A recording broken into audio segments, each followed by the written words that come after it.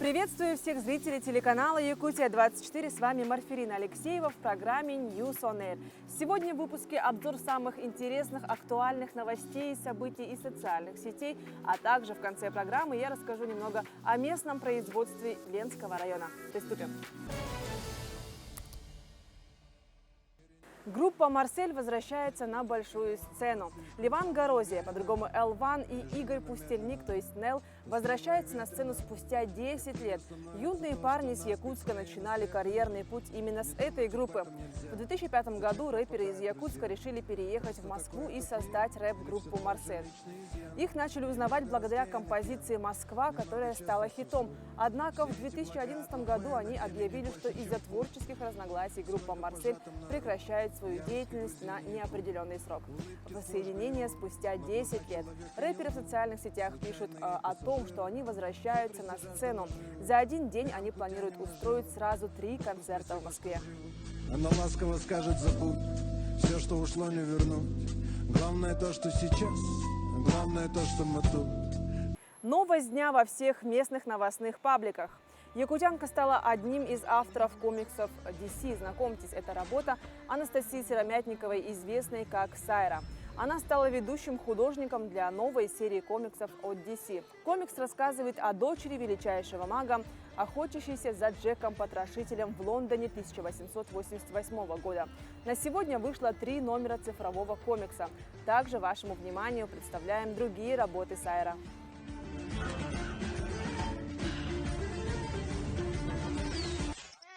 Сезон сбора земляники в Якутии в самом разгаре. В социальных сетях пестрят фотографии земляничных полей. И мы в предыдущих выпусках показывали вам очень атмосферное видео от блогера Панда ЕКТ. И вот подоспело продолжение. Панда ЕКТ заснял, как сразу после сбора варит варенье на свежем воздухе.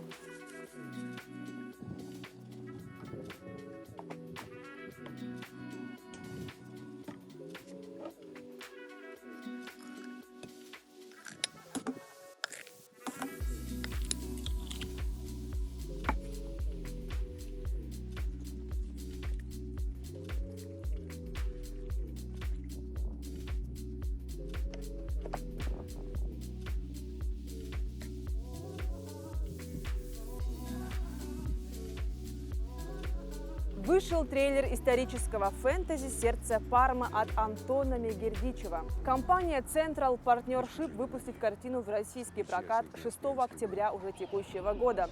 Для нас фильм особенно ценен, так как в одной из главных ролей впервые снялась юная якутянка Милена Сафронова. Съемки были сложными. Милена училась в Якутске и в Москве, почти каждый месяц летали в Москву и в Пермь. Готовилась к роли в Московской актерской школе с педагогом и брала уроки в студии Ирины Никифоровой в Саха-театре. В фильме есть сцены с оленями, и нужно было научиться обращаться с животными, поэтому занималась конным спортом в Якутске. Милена подружилась с партнером по съемочной площадке Ярославом Белобородовым. Они ровесники, рассказывает тетя Милены и Сеня Сафронова.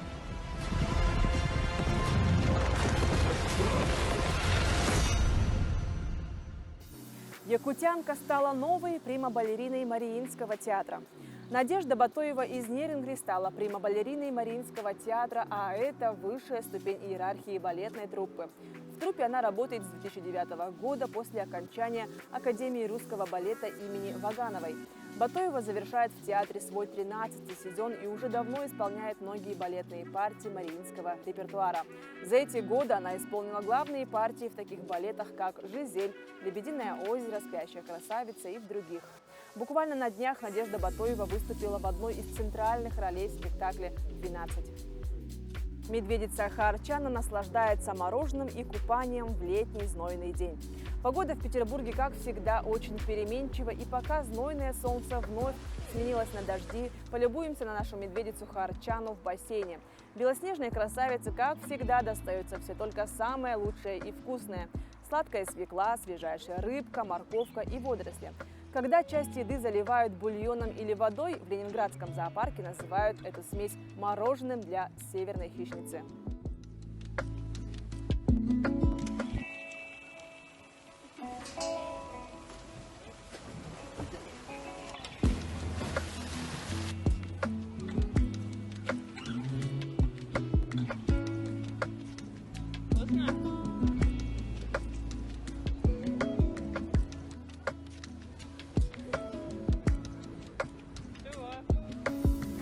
Спрос и предложения местного производства в Ленском районе в последнее время очень возросли. Продукты цехов переработки, сыроварни, а также молочного производства очень полюбились ленчанам, и в плане еще много различных планов по расширению ассортимента производства.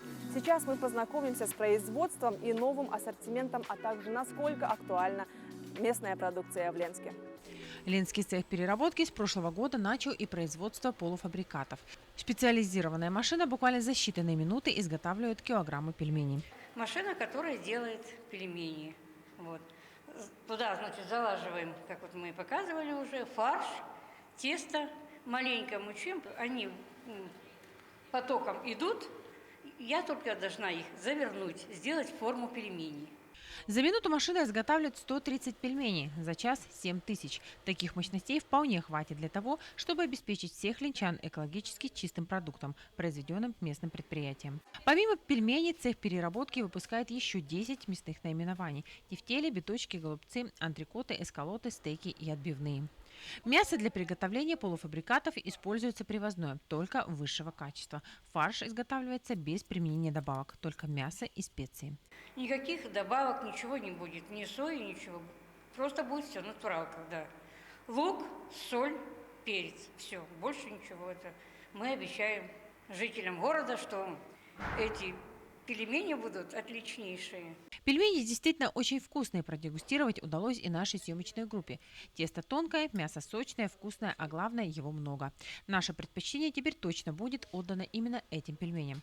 Жители Ленска тоже оценили полуфабрикат. Он на прилавках не залеживается, разлетается на глазах.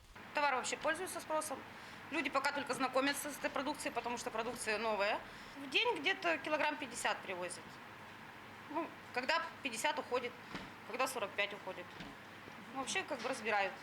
Также на прилавках магазинов всегда в продаже шницель свиной, эскалот, бифштекс и антрикот, а также шашлык. И мясная продукция, полуфабрикаты. Ну, тоже, получается, привезли только позавчера. Люди также знакомятся, интерес проявляют.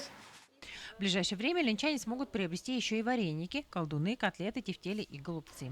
В Ленском районе производят местную продукцию не только цех переработки. Уже много лет в селе Батамай работает молокозавод, а в прошлом году там же была открыта и сыроварня. Сыроварение – это новое направление для Батамайского. Сыр предприятие начало выпускать в прошлом году. Он сразу же пришелся по вкусу ленчанам.